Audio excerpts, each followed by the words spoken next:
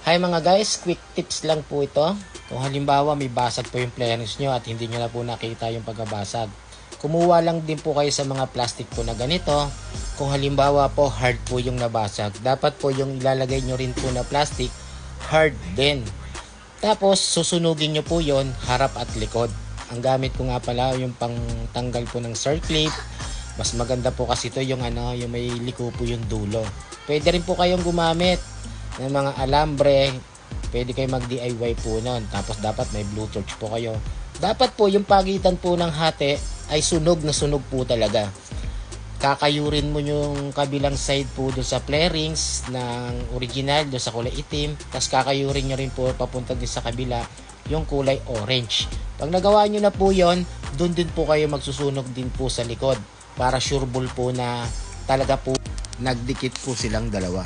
At kung meron naman po kayong fiber, pwede nyo po kayo maglagay po ng fiber po dun sa likod at sa ibabaw. Ganun lang po guys, ka-basic.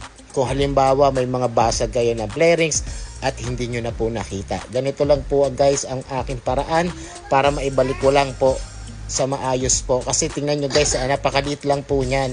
Pero kung mag-hydro-drip na po tayo at kung makikita po ng ibang tao, syempre may masasabi pa po sila. Syempre magkakaroon pa po ng tanong, bakit hindi ito ginawa? Kaya kung halimbawa mayroon po tayong gagawin, kahit maliit na bagay lang po yun, gawin na natin po ng maayos. Para sa ganon, ang gawa po natin as in perfect po ang lahat. Ganon lang po guys.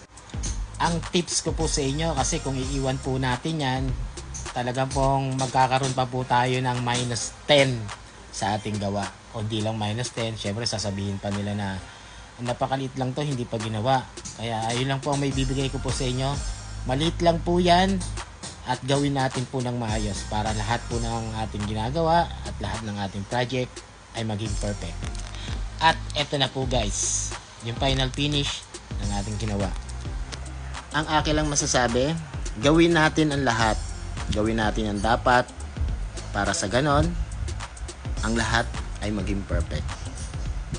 Nakagawa na naman tayo ng isang magandang obra. Kayo na po ang bahalang humusga. At ito po guys, yung ating dinagdagan na plastic. Tinugma natin po doon sa design. At yan, pantay na po siya. Muli, maraming pong salamat sa walang sawang sumusuporta po sa akin. At yung mga hindi pa, baka naman pwede nyo po ako i-follow sa akin page at sa aking YouTube channel. Kita-kits na lang po tayo mga guys sa next project. Bye bye!